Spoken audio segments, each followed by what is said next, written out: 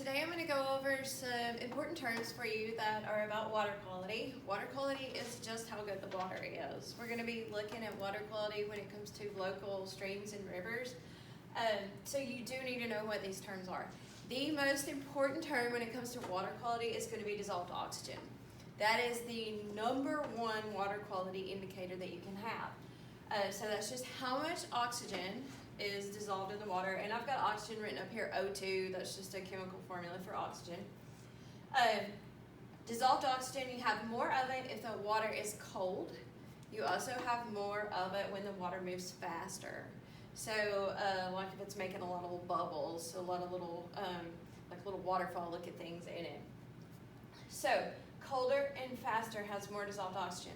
You kind of,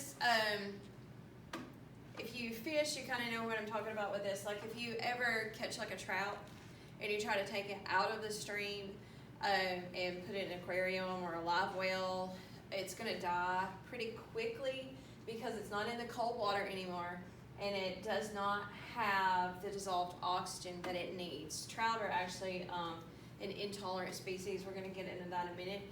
But they can't really tolerate changes to their water. So that's why it's hard to get them to live anywhere else. And you have to have specific temperatures and amounts of oxygen going into the water if you do get them to live somewhere else.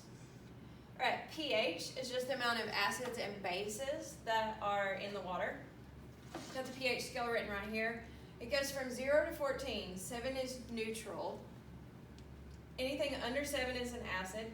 Anything above 7 is a base.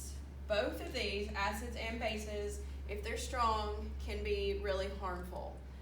A lot of people just kind of think that acids are harmful and bases are not, but they're both really harmful to any living thing if they're strong. So you want your water to be around 7 because 7's neutral. That means that it's equaled out. It has an equal number of acids and bases in it, so it's neutral now. Phosphates and nitrates. These come from fertilizers. So fertilizers are good for your gardens, they're good for your lawn, whatever, on land.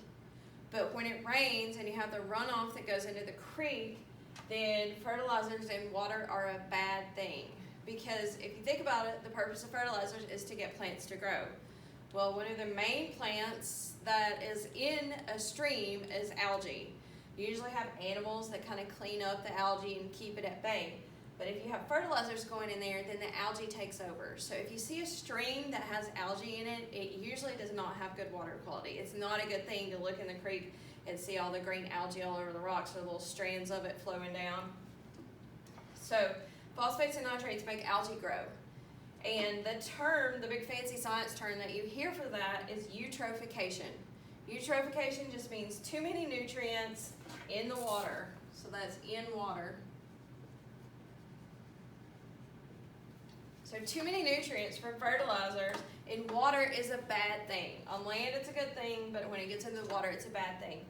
Two major things that contribute to phosphates and nitrates going into water.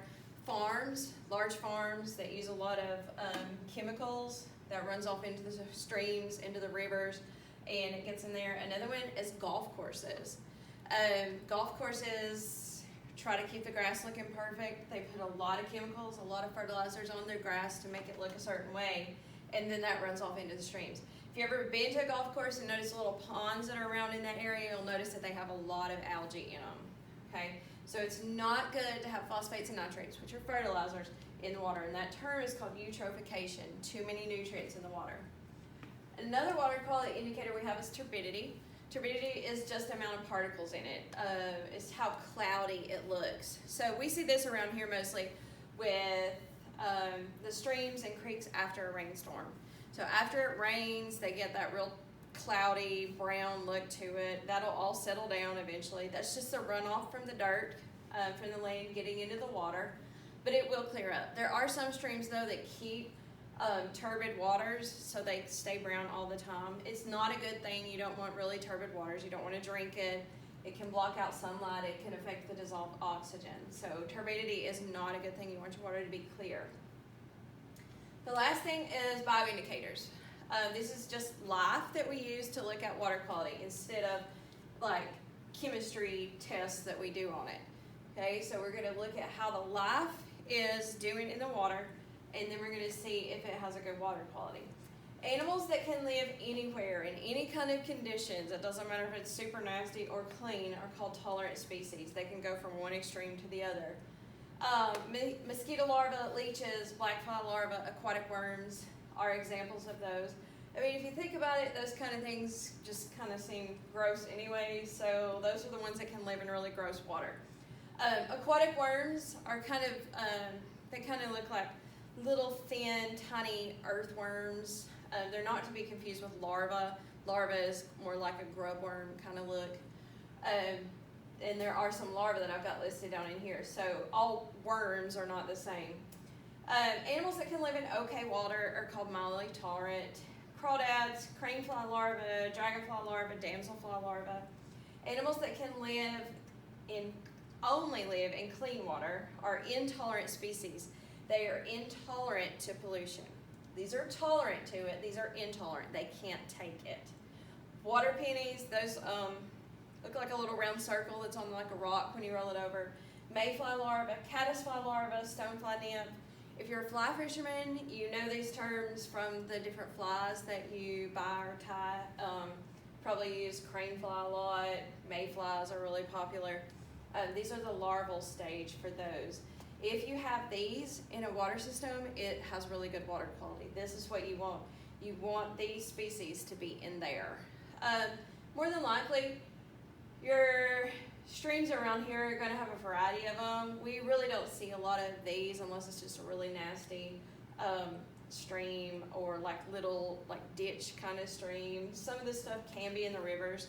If we're talking about a difference like in Junaluska Creek or Valley River. Okay, so Junaluska Creek, really fast flowing, really cold water, not around a lot of development, so it's going to have a higher water quality than Valley River.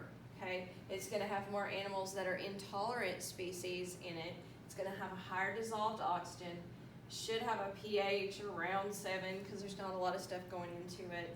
It should not have a lot of phosphates and nitrates because there's not really a lot of farms or golf courses along it. If we talk about Valley River, we've got all the streams from the area, the whole area coming down into it, so it's probably going to be more turbid. Is wider and it kind of meanders through the valley, so it's not as steep, so it's not going to have as fast of water. It's going to have a lower dissolved oxygen. It's going to be warmer because it's more out in the sun. Junaluska Creek is up in the mountains, so it keeps the shade. So Valley River is going to have a lower dissolved oxygen. There's probably a lot more stuff going into the stream, so the pH might not be around 7 for it. And when I say stuff going into the stream, it's like stuff from houses, from runoff, from the roads, from the farms. And when we come into farms, then we know that there's a lot of farms along Valley River. So you know that the fertilizers are going in there, so you know it's going to have more phosphates and nitrates as opposed to Junaluska Creek.